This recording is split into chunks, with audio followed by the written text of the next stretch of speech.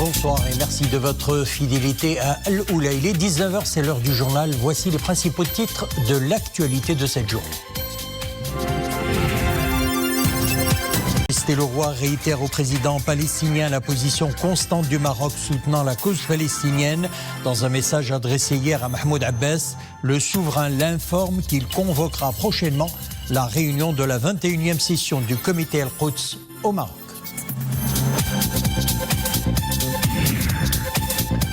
Le Maroc qui s'impose de jour en jour comme un hub économique et une porte d'entrée vers d'autres marchés africains. La coopération tripartite Maroc, États-Unis, Israël confirme cette orientation. De belles perspectives se profilent à l'horizon.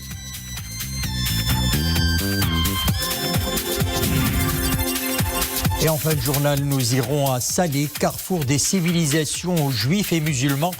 Partager les valeurs du vivre ensemble, une vie commune empreinte de fraternité qui s'enracine encore plus au fil des générations. Nous entamons l'édition par le message adressé hier par Sa Majesté le roi Mohammed VI à son Excellence Mahmoud Abbas Abou Mazen, président de l'État de Palestine. Message dans lequel le souverain a exprimé sa satisfaction du contenu de l'entretien téléphonique important qu'il avait eu avec son Excellence le jeudi 10 décembre, empreint d'un dialogue fructueux et d'interaction réciproque sur la position constante du Royaume du Maroc au sujet de la question palestinienne et son engagement permanent et continu pour la défense des droits légitimes du peuple palestinien. Iman Ablou. Dans ce message, Sa Majesté le roi a réitéré la position constante du Royaume du Maroc en faveur de la question palestinienne, fondée sur la solution à deux États, comme convenu internationalement, ainsi que l'attachement aux négociations entre les parties palestiniennes et israéliennes comme seul moyen de parvenir à un règlement définitif, durable et global à ce conflit. En sa qualité de président du comité Al-Quds, émanant de l'Organisation de la coopération islamique, Sa Majesté le roi a réaffirmé qu'il ne ménagera aucun effort pour la préservation de l'identité historique et ancestrale de la ville sainte en tant que terre de cohabitation entre les religions monothéistes. Le souverain a également affirmé qu'il continuera à défendre le statut spécial de la ville d'Al-Quds al-Sharif et le respect de la liberté des rites religieux pour les adeptes des trois religions monothéistes, ainsi que le cachet musulman de la ville sainte et de la mosquée Al-Aqsa.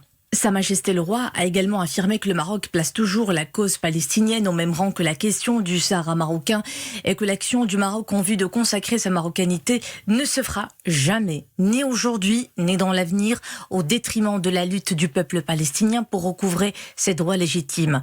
Le souverain a relevé dans ce contexte que le Maroc poursuivra son engagement constructif en faveur de l'instauration d'une paix juste et durable dans la région du Moyen-Orient.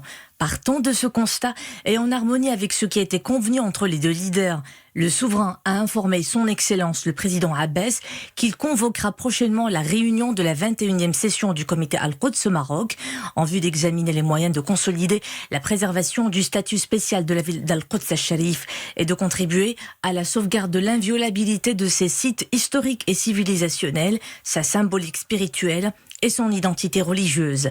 Dans le même contexte, il sera procédé prochainement à l'actualisation des structures de l'agence Beit Mal Al-Quds al-Sharif afin de lui donner un nouveau souffle et lui permettre de poursuivre sous la supervision personnelle de Sa Majesté le roi la réalisation de plans et de programmes concrets dans les domaines de la santé, de l'éducation et de l'habitat, ainsi que tout ce qui se rapporte au volet social au profit des habitants palestiniens d'Al-Quds. Le Maroc a acquis 65 millions de doses des deux vaccins auxquels a opté le Royaume. C'est ce qu'a annoncé le ministre de la Santé. Khalid Ait Talb a précisé devant le Conseil du gouvernement présidé par le chef du gouvernement, Saadil Etmeni, que la population ciblée s'élève à 25 millions de personnes. Les préparatifs pour le lancement de la campagne nationale de vaccination ont atteint un stade très avancé selon le ministre de tutelle. Le Conseil a approuvé un projet de loi complétant la loi relative à l'agrégation agricole. Le Conseil a approuvé 2 projets de décret. Le premier relatif à la suspension des droits d'importation du blé tendre et ses dérivés, alors que le second porte sur les licences et permis pour les activités, installations et les sources de rayonnement ionisant qui leur sont associées et appartenant à la catégorie 2. La visite au Maroc d'une délégation américano-israélienne et la signature d'un certain nombre de conventions avec ces deux pays marquent le début d'une nouvelle dynamique de la promesse d'une coopération tripartite fructueuse. Le Maroc s'impose de jour en jour comme hub économique et une porte d'entrée vers d'autres marchés africains. Reportage Sarah Katir, Leila Asli, Abdelrahman Ziyen. Déjà liés par des accords de libre-échange, le Maroc et les États-Unis d'Amérique ouvrent une nouvelle page dans le registre de leur coopération bilatérale. Rabat et Washington ont signé 2 accords de coopération destinés à promouvoir les investissements au Maroc et en Afrique et un mémorandum d'entente avec la Société américaine de financement du développement international pour un soutien financier à des projets d'investissement au Maroc et dans des pays d'Afrique subsaharienne. Aujourd'hui, les États-Unis, géopolitiquement parlant, est en train de faire un grand choix en misant sur le cheval gagnant qui n'est autre que le Maroc.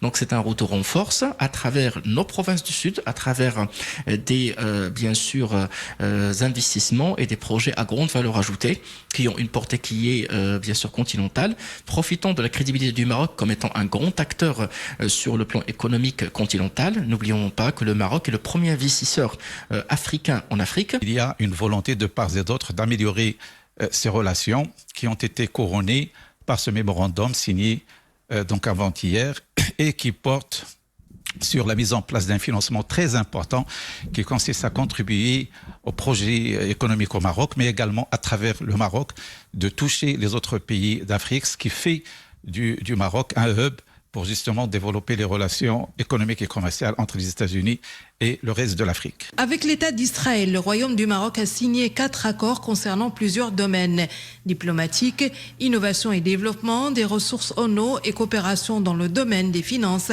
et d'investissement. Les conventions portaient également sur le domaine économique, sur le domaine technologique. On sait que le Maroc aujourd'hui est à la veille de la mise en place d'un nouveau modèle de développement qui est axé sur un certain nombre de secteurs, dans l'agriculture, dans l'industrie, dans les nouvelles technologies. Et sur ce plan-là, il a besoin d'échanger avec des pays qui ont des expertises dans ces différents domaines. Donc il y a énormément de possibilités, de potentialités pour développer les relations économiques entre les deux pays. Terre d'opportunités et un marché en pleine croissance, le Maroc s'impose comme un hub, une porte d'entrée vers l'Afrique subsaharienne. D'ailleurs, l'ouverture d'un consulat des États-Unis à Dakhla permettra de drainer davantage d'investissements directs étrangers dans la région et vers l'Afrique. Tangemed dépassera la barre de 5,7 millions de conteneurs au 31 décembre 2020, soit une croissance de plus de 18% par rapport à 2019. Cette performance représente un trafic jamais atteint par les ports du bassin méditerranéen. C'est ce qu'indique l'autorité portuaire de Tangemed. Tangemed témoigne encore une fois de la pertinence de la vision de Sa Majesté le Roi Mohammed VI pour ce projet stratégique situé à la croisée des routes maritimes. Alors, pour nous en parler donc ce soir en duplex depuis Tanger, Monsieur Rachid Lhoueri, directeur central du port Tangemed. Rachid Lhoueri, bonsoir. Alors, de performance en performance, donc, voire de record en record, l'activité portuaire de Tangemed affiche une excellente santé. Cette année, la croissance est encore au rendez-vous. Nous le disions à l'instant, plus de 18% par rapport à l'année dernière. Cela représente un trafic jamais atteint par les ports de la Méditerranée. C'est un grand motif, il faut le dire, de fierté, n'est-ce pas ? C'est exact, c'est un très grand motif de fierté. Le port Tangemed, qui est un jeune port, qui a une douzaine d'années aujourd'hui d'opération, a au fur et à mesure des années pu atteindre quelques records en se plaçant déjà il y a quelques années premier d'Afrique. Et la nouveauté cette année, étant donné qu'on est à une semaine de la fin de l'année, nous prévoyons de finir dans la semaine qui vient, l'année 2020, avec plus de 5,7 millions de conteneurs manutentionnés au niveau du port, en augmentation de 18%, comme vous l'avez dit, et ce chiffre-là de 5,7 millions de conteneurs étant le chiffre le plus important et le plus élevé jamais atteint par aucun port de toute la Méditerranée et tout pays confondu. Un niveau aussi de productivité pulvérisé cette année en termes de productivité, donc des indicateurs qui dépassent parfois les prévisions les plus optimistes. Alors, quel est le secret d'un tel succès ? Alors, en ce qui concerne la productivité, ce qu'il faut savoir, c'est que le port Tangemed traite à peu près 10 000 navires par an. Et ce type de navires qui viennent de partout du monde, on est connecté à 70 pays dans le monde et 180 ports, ils viennent pour trouver une productivité, pouvoir décharger et charger leur bateau le plus vite possible. Et nous avons pu atteindre des productivités exceptionnelles cette année qui sont bien plus importantes que celles de l'année dernière, en atteignant 550 000 conteneurs par mois. C'est aussi un chiffre qui n'a jamais été atteint par aucun port de la Méditerranée. Je rappelle aussi un autre chiffre qui est purement national. Oui. Le port Tangemed, en dehors de l'activité conteneur, traite 5 autres activités, qu'elles soient en camion-tir, en vrac solide, en vrac liquide, en voiture neuve exportée et fabriquée au Maroc. Nous prévoyons de finir l'année avec 80 millions de tonnes manutentionnées au niveau du port, ce qui représente à peu près 50% de l'ensemble de ce que le Royaume du Maroc traite sur l'ensemble des ports. Tangemed à elle seule traite pratiquement 50% de l'ensemble des ports du Royaume. Alors le contexte épidémiologique qui a fortement impacté les échanges commerciaux semble n'avoir aucune conséquence sur l'activité du port Tangemed. Derrière cette résilience, applaudie d'ailleurs par vos partenaires, il y a une vision qui ne cesse de montrer et de démontrer sa pertinence. Oui, alors dans votre question, oui, la résilience, elle est là. Tangemed a pu tenir et accompagner l'ensemble des clients. Bien entendu, il n'y a pas eu zéro impact. On peut pas dire ça. Au Maroc, quelques industries ont été freinées ou ralenties, mais le port dans son ensemble a pu montrer une augmentation de 23% en accompagnant l'ensemble de l'économie marocaine qui avait besoin d'importer ou exporter des marchandises, mais aussi elle a continué à jouer son rôle de chaîne logistique mondiale, puisque le port Tangemed échange 40% de ses trafics avec l'Afrique. Donc ça, c'était un élément important. Et comme vous le dites si bien, ça relève de cette vision stratégique de Sa Majesté le Roi qui a initié ce projet, qui était derrière ce projet depuis une quinzaine d'années et qui a pu faire hisser ce projet au rang mondial, étant donné que sur 900 ports du monde, nous sommes déjà classés 35e et ça représente le fait que Tangemed se retrouve parmi les 5% des ports les plus grands du monde. Et c'est en effet une fierté pour tous les Marocains. Alors, c'est Rachid Lehouari, Tangemed réaffirme ainsi son engagement auprès des plus grands hubs portuaires tels que Singapour, Rotterdam, Hambourg, Long Beach. Alors, quelles sont les perspectives d'avenir ? Bon, les perspectives d'avenir, c'est de continuer à faire partie de cette chaîne des très grands ports mondiaux, comme ceux que vous venez de citer. Les perspectives, c'est de continuer à satisfaire les clients et de faire en sorte que ce projet soit le plus utile possible au Maroc, qu'il puisse créer des emplois, qu'il puisse continuer à attirer des investissements étrangers. Je rappelle que Tangemed n'est pas uniquement un port. Tangemed est propriétaire de plus de 2000 hectares de zones industrielles dans lesquelles 80 000 emplois ont été créés. Et donc nos perspectives, c'est de continuer à améliorer ces chiffres chaque année. Tangerport, c'est aussi un port passager pour le trafic. Oui, tout à fait. Oui. Tout à fait. Le port Tangemed traite habituellement chaque année près de 3 millions de passagers, des Marocains qui résident à l'étranger, et qu'on essaie d'accueillir chaque année du mieux qu'on peut pour qu'ils puissent retrouver le Maroc. Rachid Lehouari, merci d'avoir été notre invité ce soir du journal. Je rappelle que vous êtes directeur central du port Tangemed. Merci. À présent, les principaux indicateurs de l'évolution de la situation épidémiologique au Maroc. 2650 nouvelles contaminations ces dernières 24 heures, 2833 nouvelles rémissions et 44 décès. Le taux de létalité s'établit à 1,7% pour ce qui est des cas sévères ou critiques recensés dans les différents établissements hospitaliers. Il s'élève à 896. 89 nouveaux cas de plus ces dernières 24 heures, 88 sont sous intubation et 515 sont sous ventilation non invasive. Et pour 3 semaines à compter d'hier soir, cafés, restaurants, commerces et grandes surfaces ferment boutiques à 20h, dès 20h. Le couvre-feu est également instauré dès 21h. Décision prise par le gouvernement dans le cadre du renforcement justement des procédures de l'état d'urgence sanitaire afin de lutter contre le coronavirus. Reportage à Casablanca, Soufiane Ibrahimi et Zakaria Moqinbillah. Nous sommes dans l'un des arrondissements de Casablanca-Anfa.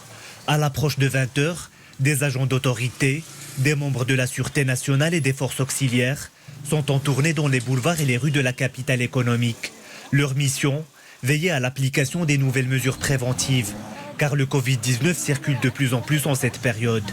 Pour une durée de 3 semaines, les gérants de cafés, commerces et grandes surfaces doivent baisser le rideau à 20h tapantes. Notre café reste ouvert aux clients pendant la journée et pour notre partie restaurant, nous nous limitons aux livraisons à emporter. Nous avons bien accueilli ces nouvelles mesures préventives indispensables pour endiguer la propagation du coronavirus. Cette période de 3 semaines passera rapidement. Il y va de notre sécurité sanitaire. Nous saluons le travail des autorités locales et sécuritaires qui fournissent de grands efforts. Parmi les mesures restrictives, l'interdiction des fêtes et des rassemblements publics ou privés et la fermeture totale des restaurants à Casablanca, Marrakech, Agadir et Tanger. Nous sommes favorables aux mesures préventives prises par le gouvernement, qui ont été établies suite à l'évaluation des indicateurs de la situation épidémiologique. Les restaurateurs vont se contenter de livraisons à emporter ou à domicile. Leur chiffre d'affaires va donc baisser. Ainsi, ils vont pouvoir assurer les frais du personnel et aussi les charges fixes. Un couvre-feu nocturne est également instauré de 21h à 6h du matin dans l'ensemble du pays. Les mesures de précaution appliquées depuis le début de l'épidémie resteront en vigueur. Le combat contre le coronavirus continue. Dans l'actualité européenne, l'Union européenne et le Royaume-Uni parviennent à un accord définissant les modalités de leur partenariat post-Brexit, notamment dans le domaine commercial. Lors d'une conférence de presse, la présidente de la Commission européenne, Ursula von der Leyen, s'est félicitée de la conclusion de cet accord qu'elle a qualifié d'équilibré et juste. C'est le plus gros accord commercial bilatéral signé par chacune des deux parties, couvrant un commerce valant 668 milliards de livres en 2019. Un lieu au passé glorieux, Salé, une cité riche par son patrimoine matériel et immatériel normal. Plusieurs civilisations s'y sont succédées. Voilà pourquoi cette ville millénaire a des histoires à nous raconter. Parmi elles, celle du bon vivre ensemble entre juifs et musulmans. Il y a plus de 2500 ans, une importante communauté juive vivait paisiblement auprès de ses compatriotes musulmans. Cet esprit de partage est resté intact jusqu'à nos jours. Plusieurs belles âmes le cultivent au quotidien avec fierté.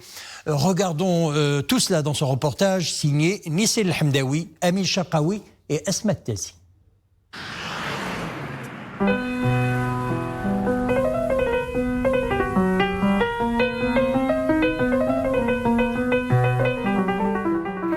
Salé, la cité millénaire, carrefour des civilisations. Si seulement ses remparts, ses portes et ses quartiers pouvaient parler, ils raconteraient l'histoire d'un bon vivre ensemble entre juifs et musulmans. Nous nous sommes faufilés dans les ruelles de l'ancienne Médina pour saisir l'esprit qui animait la ville. Cette vie commune apparaît dans ce quartier au cœur de Salé, le vieux Mlah. Ici, vivaient côte à côte, juifs et musulmans. Ensemble, ils fréquentaient ce vieux bain mort. Ensemble, ils partageaient tout. Les moments les plus beaux, les plus gris aussi. Cette âme généreuse fait vibrer jusqu'à nos jours ce somptueux riad de Nadia Dormi. Sa maison est ouverte aux juifs, musulmans et chrétiens, à l'image de Salé, la ville avenante à l'identité plurielle. Cette maison, j'ai voulu une maison de partage. J'ai voulu une maison où les valeurs d'altérité, de fraternité, de solidarité soit partagée. Et c'est ce que je vis au quotidien, parce que c'est devenu une maison d'hôtes. Je me bagarre pour qu'on trouve un chemin de lumière et qu'on continue sur ce chemin que Sidna a mis en place. Et vous savez, le Maroc représente un modèle singulier de coexistence. Grâce à l'institution de la commanderie des croyants, Sa Majesté le Roi, en sa qualité d'Amir al-Mu'minin, est garant de la paix, de la sécurité spirituelle de tous les croyants, qu'ils soient juifs ou musulmans. Garant aussi de la préservation des valeurs d'ouverture et du bon vivre ensemble. Au milieu de ce patio, Nadia accueille ses amis. Ils ne sont pas slaouis comme elle. Leurs origines suscitent des plaisanteries et même des blagues délirantes.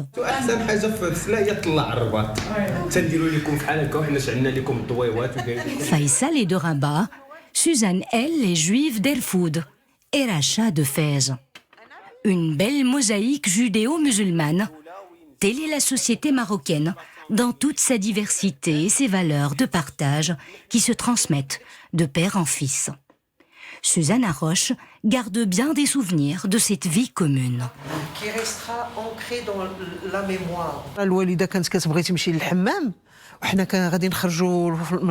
Lorsque ma mère allait au bain-mort et qu'elle savait qu'elle allait tarder, elle nous demandait souvent d'aller chez notre voisine musulmane. De retour de l'école, à notre grande joie, nous restions chez elle.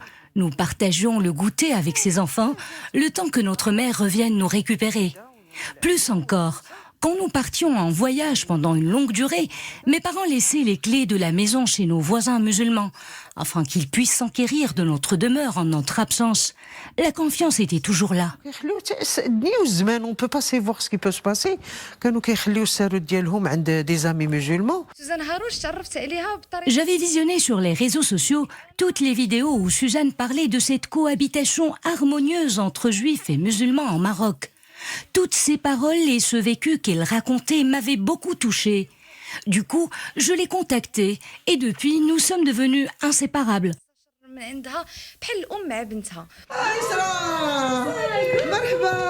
Cette retrouvaille amicale ne s'accomplit que par la présence d'autres amis. Isra et Mohamed, un couple mixte. Isra est juive et Mohamed musulman. Ça fait 4 ans qu'ils sont mariés. La religion n'a jamais constitué un obstacle à leur amour ou encore à leur union. Moi, je suis éduqué dans une famille marocaine amazigh traditionnelle. Donc, on accepte le monde entier. On n'a pas de barrière.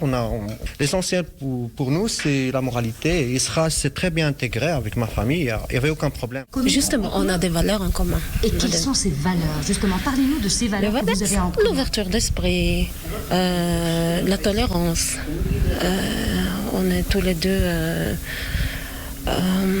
des personnes pacifiques, des personnes qui ne jugent personne.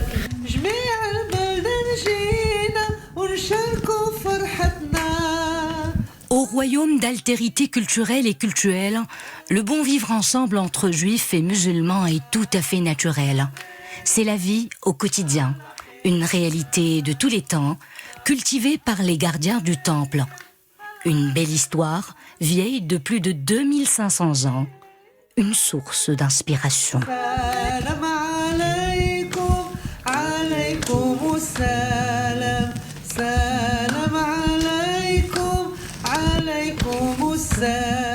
Le bon vivre ensemble entre juifs et musulmans, un autre symbole, c'est celui de la musique. On en parlera d'ailleurs demain. Voilà, c'est la fin de notre édition. Merci de l'avoir suivi. Le retour de l'info 21h à demain.